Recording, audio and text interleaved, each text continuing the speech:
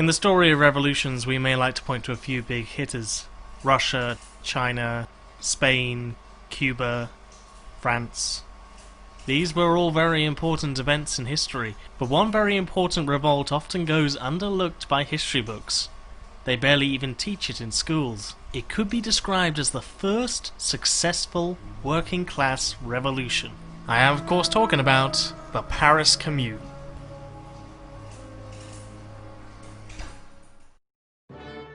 Revolutions that came before were historically bourgeois revolutions that replaced monarchies with republics, but 1871 was a different time. It was the revolution of the workers, a huddled mass, not a wealthy landowner. So how did Paris become the melting pot of revolution in 1871? Well, to find out, we need to go back about 20 years prior. At this time, France is under rule by a staunch conservative government. The third Napoleon is getting rave reviews from the peasants and capitalists. He's a bad man, but tough. The workers are fairly demoralised due to their failed revolutions in 1848. And he's also changing the landscape of Paris. Thanks to this man, there's a big building boom, meaning lots and lots of jobs for lots and lots of workers. Not bad, seeing as the city has doubled in size in just the past 30 years. Now firstly, France was an industrial country, and Paris was made up of 500,000 industrial workers. 25% of the entire population. That means lots and lots of people, mostly poor, exploited, alienated, all cramped together in a relatively smaller area when compared with a farm. Add in modern technology and you have a grand space by which to get lots of angry people talking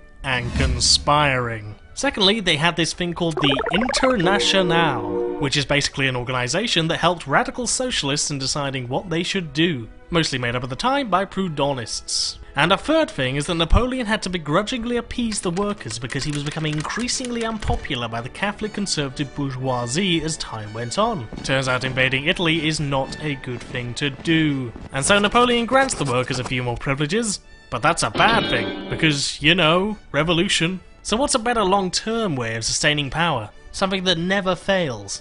Ever.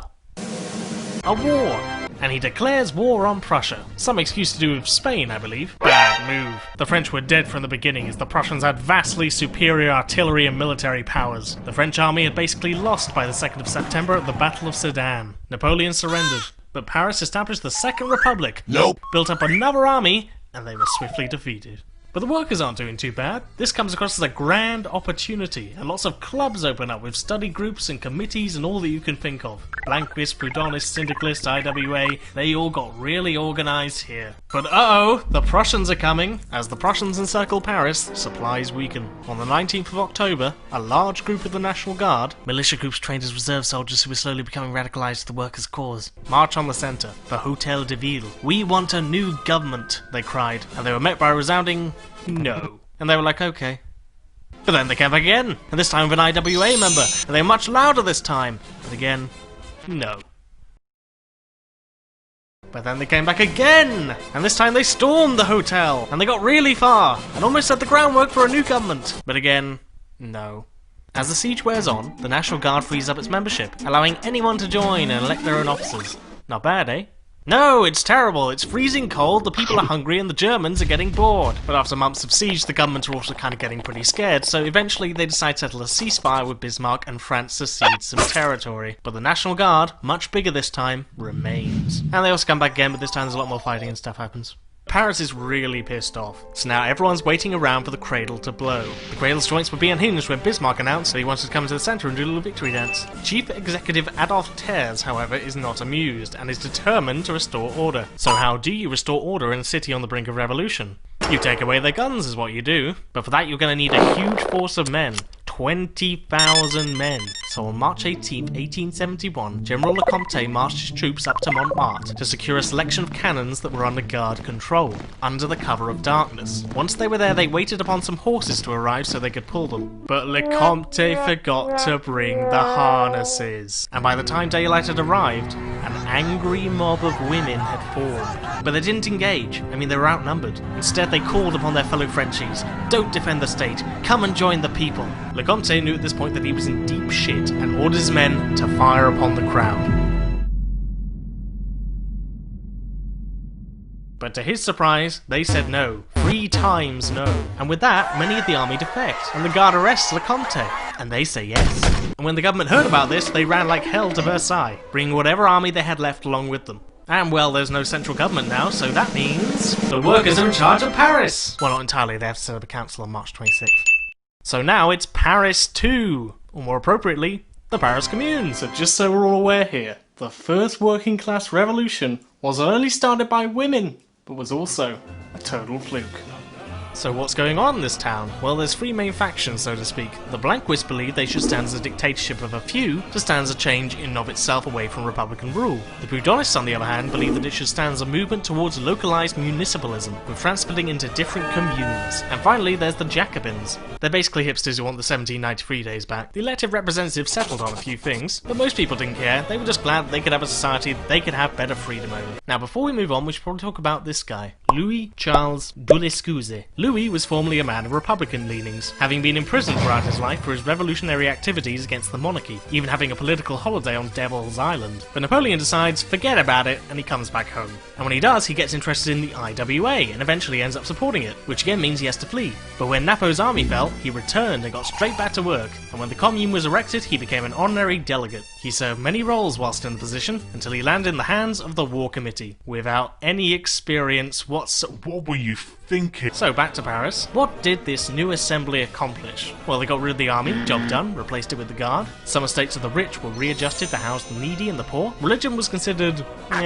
All council members were paid a maximum wage and were subject to recall whenever necessary. Ideas of a new education system formed around the communards. An original idea of an education that granted every person, regardless of background, gender or ethnicity, the same education, combining both theory and manual work, instead of there being a divide, as is characterized under capitalism. They transformed factories, both abandoned and in use, into cooperatives for workers to work at. By the end of May, 43 factories were run democratically. They also transformed the Louvre Museum into a gunnery factory. I mean, wow. Women got a pretty good deal out of it too. They demanded divorce rights, better education, and more participation in the workforce. They even turned churches into discussion centres for their cause. They were vital to the revolution, but they still can't vote. So apart from another siege, this time by the French army, hypocrites, and the Prussians looking on idly by, everything's going pretty well. But there's problems. Not everything's been collectivized. There's still a bourgeois presence, and many businesses are still running as normal. And the IWA is mostly made up of mutualists, which at the time didn't have the best tactics. Because the government was allowed to escape to Versailles, they were allowed to regroup. The Parisians didn't care. They were off drinking wine, having a whale of a time, and they wanted to show by example. The problem is bigger army diplomacy doesn't give a shit about your example. And they showed this when they eventually marched on Versailles and figured, nah, it's okay guys, they won't hurt us, they love us. Just put down your arms and they'll be okay. Oh shit.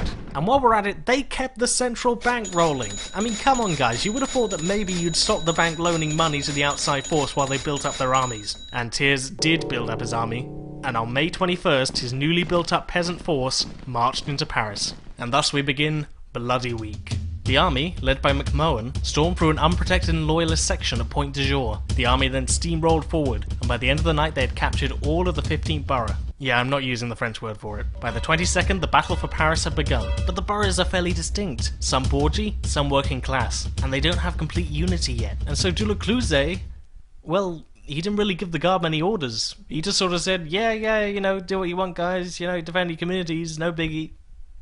But sadly, an informally trained guard without leadership is no match for an organised and coordinated military. The streets that were once narrow corridors were now large boulevards, and the barricades were cool but fairly useless for the most part. Thanks, Houseman.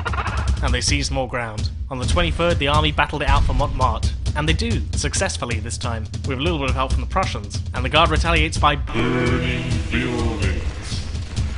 A lot of them. By the 24th, the battle is heading for the east, the workers' city, but the people are getting weary, and they don't want to fight. De Lecluze burns the city hall.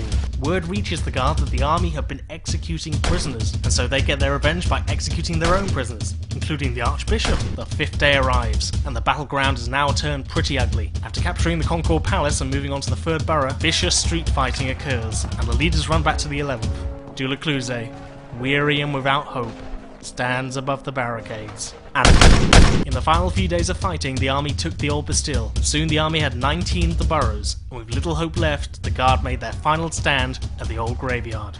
The communards fought hard, but it was no use for Thiers' army. On the 28th of May, the Commune had fallen, and Paris was secured.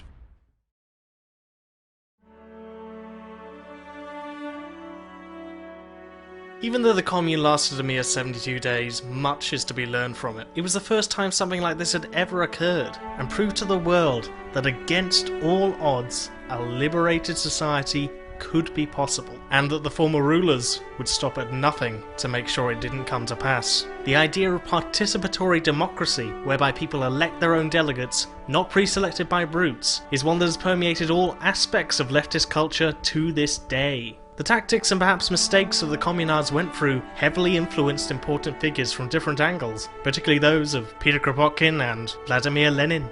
When the 1968 unrest broke out in France, people were reported to be marching behind banners and exclaiming "Vive la Commune" in solidarity and remembrance.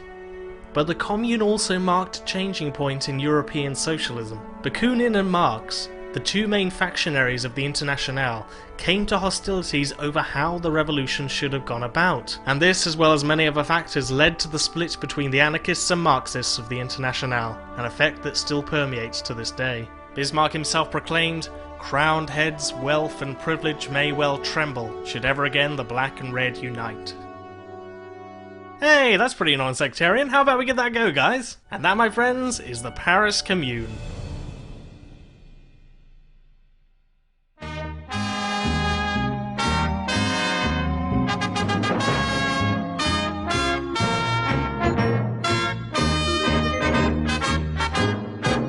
Hello everyone, thank you so much for watching the video. It's taken me a really long time to make. It's really been a bit of a labour of love. And I'd also like to say thank you so much to the people who have been supporting me on Patreon over the past last week. It's just been... I'm overwhelmed by the amount of support, I'll be honest. Thank you so much. So, as well as all the people who are going by on this list right here, I'd like to say a special thank you to a few slices of slightly peppered soft cheese on a bun, Narca Kiwi, Apothecary 2, Brandon McIntosh, Brian Killier, Brody Osborne, Corey Glover, David the Benevolent Malevolence, Dan Hernbrot, Deaf Pigeon, Disciple, Francois René de Chateaubriand, Ilya Lipkiak, Jay DeBooze, Jason S, Jeffrey Almonte, cheers Jeffrey, Joe Hart, Jordan Cullen, Joshua W. period, Kira, Laurent Jacques, whatever you want to call it, Oliver Teal, Pierre Cormier, Paul is Love, Paul is Life, Piss Ghost, Sam Caesar, Skylar Relfsteck, Socialism is Unstoppable, Tyler Allen, The Pledger, Unknown Email, Zazizi, and Zubr. Hope you enjoyed the terrible green screen. And as well as this, I'd also like to say, Estiti Christi Tabernac, Ostiti Calisti Capitalisme Amande. Uphold the immortal science of libertarian Leninism. Kate. Bernie Sanders killed Rosa Luxemburg. Gully Foyle is my name, and terror is my nation. Deep space is my dwelling place, the stars my destination. And a shout out to the People's Republic of South Yorkshire. That's all for now, guys. Artwork's in the post, and stay classless.